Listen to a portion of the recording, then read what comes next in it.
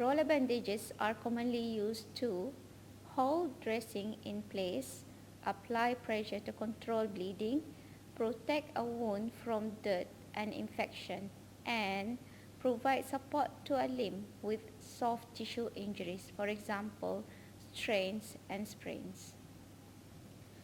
Roller bandages come in several forms, namely non-elastic bandages that are often made of gauze and are used to hold dressing in place.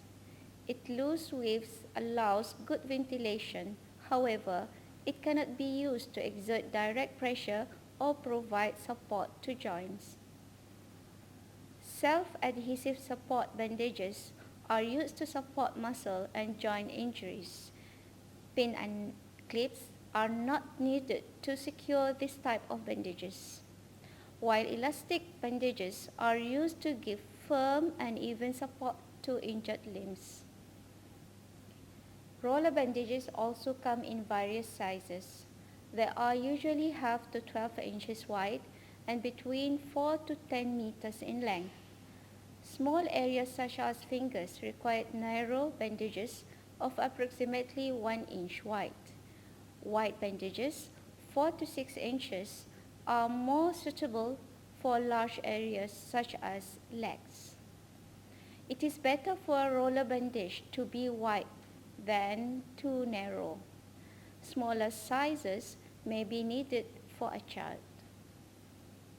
When applied too tight, roller bandages pose a risk of compromising blood circulation to the distal ends of the bandaged limb.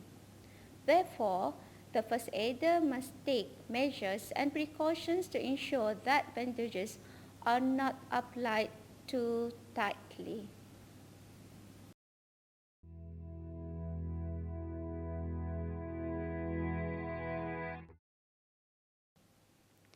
Instruct the victim to support the injured part in a comfortable normal resting position, if possible, or get an assistant to do this for you. Check the circulation at the point below where the bandage will be applied.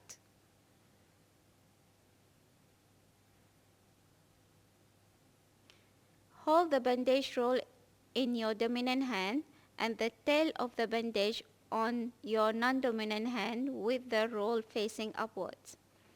Start bandaging the extremity from the distal end and progress toward the trunk. Place the tail of the bandage below the injury and work from inside the limb outward. Make 2 circular or straight turns with the bandage to anchor the tail of the bandage in place. Wind the bandage in spiraling turns, working up towards the trunk and from the inner to the outer side of the limb. Cover 1/2 to 2/3 of the previous layer of bandage with each new turn. Apply the bandage firmly with equal but not excessive tension exerted over each turn or layer. Occasionally, ask the victim if the bandage is too tight. Finish the bandage with 2 circular or straight turns to hold the bandage in place. Secure the end of the bandage by tucking the end under the circular turn.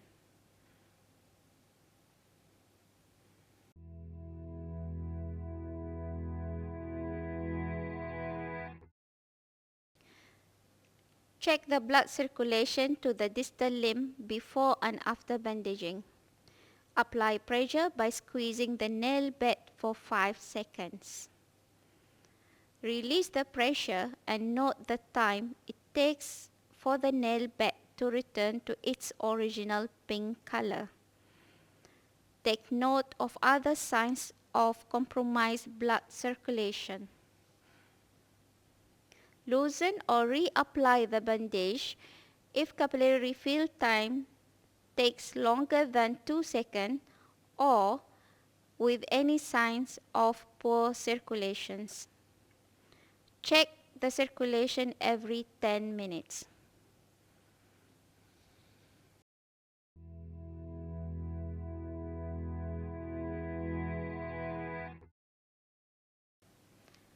Support the injured limb in a comfortable position for the victim, with the joint partially flexed.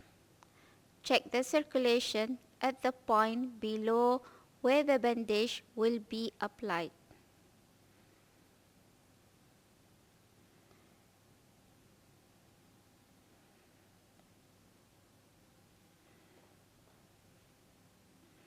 Start bandaging the extremity below the joint and progress toward the trunk. Make 2 circular or straight turns with bandage to anchor the tail of the bandage in place.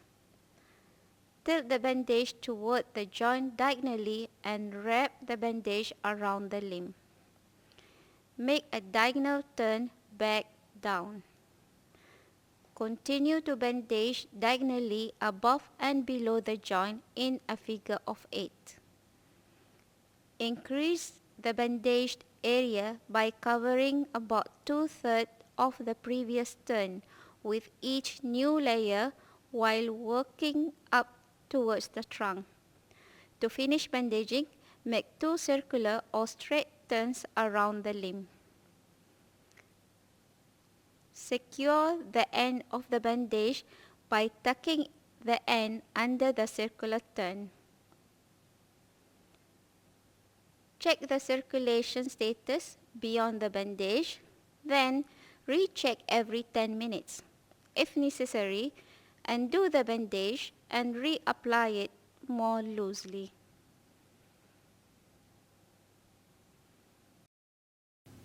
Remember, use the appropriate type and size of bandage depending on the situation. Ensure that the injured area is adequately covered by the bandage. Check for signs of poor circulation before and every 10 minutes after bandaging. And do and reapply the bandage loosely if signs of poor circulation are noted.